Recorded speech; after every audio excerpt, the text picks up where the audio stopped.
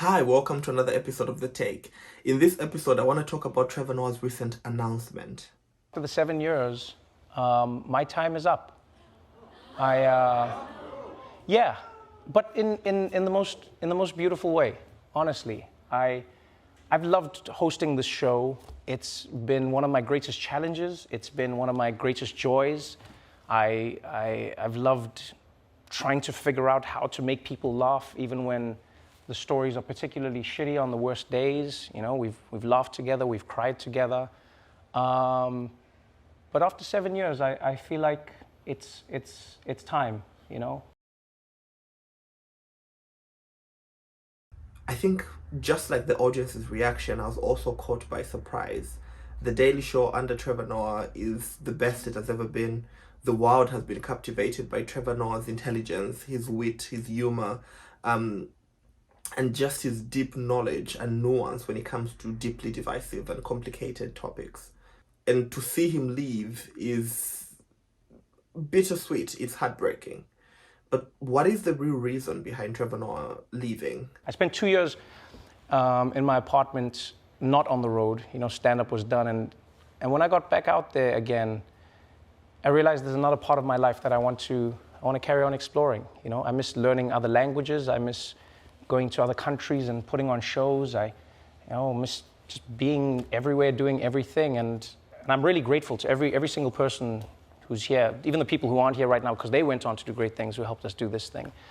You know, it's a weird thing to say. I've never been good at goodbyes. And it's not instant, I'm not disappearing, don't worry.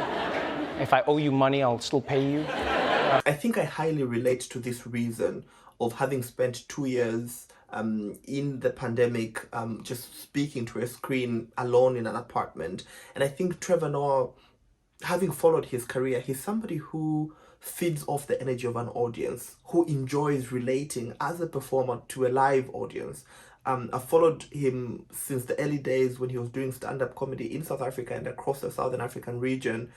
He's really enjoyed traveling across the country or the region, engaging with different audiences, trying to understand who these audiences are, and what matters to them and what they find humorous, and him just engaging meaningfully with that. And I think that's what makes him special as a comic.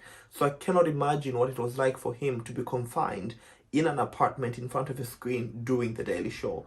And I think now that the pandemic is relatively not at the height as it was, I see him traveling a lot. I see him going out there, meeting audiences, engaging with them, and feeding off that energy of interaction with diverse audiences across the world. Of course, Trevor Noah's eventual departure from The Daily Show is bittersweet for me, because it has meant so much to see somebody who looks like me, who has hair like mine, in front of a camera, trying, failing, but eventually succeeding, who's brought nuanced understanding to the most divisive political stories and issues around the world, who's brought a lived experience that I have shared to the most part. And so it's been such a privilege to learn from Trevor Noah. But I'm excited to see what he does next. And what I find interesting about Trevor Noah is he continues to grow, he continues to learn. He just doesn't want to be defined by one thing. He wants to grow, explore different things, learn about different things, and eventually keep enjoying things that he's doing.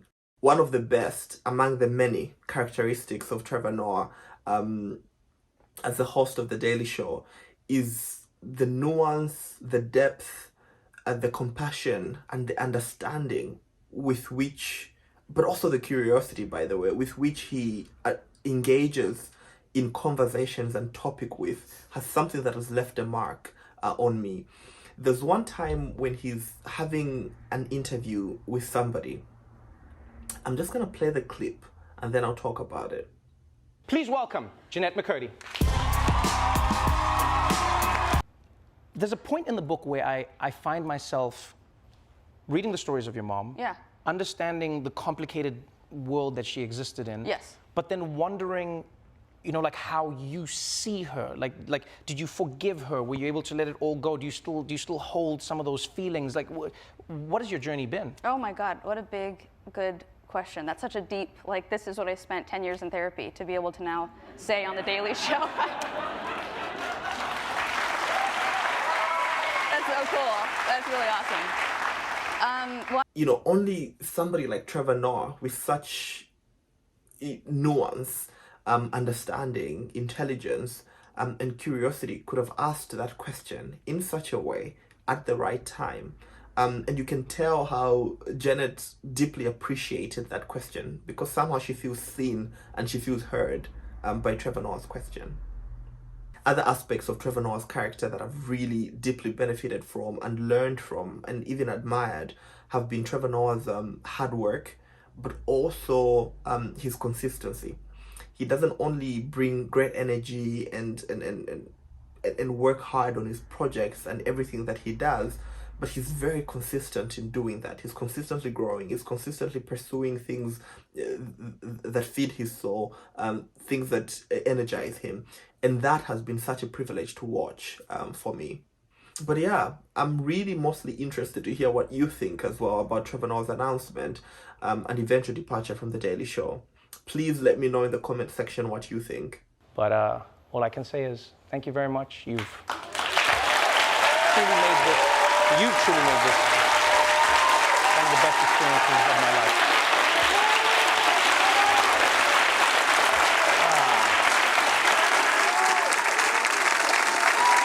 If you have not yet subscribed to this channel, kindly consider doing so by clicking on the button down below.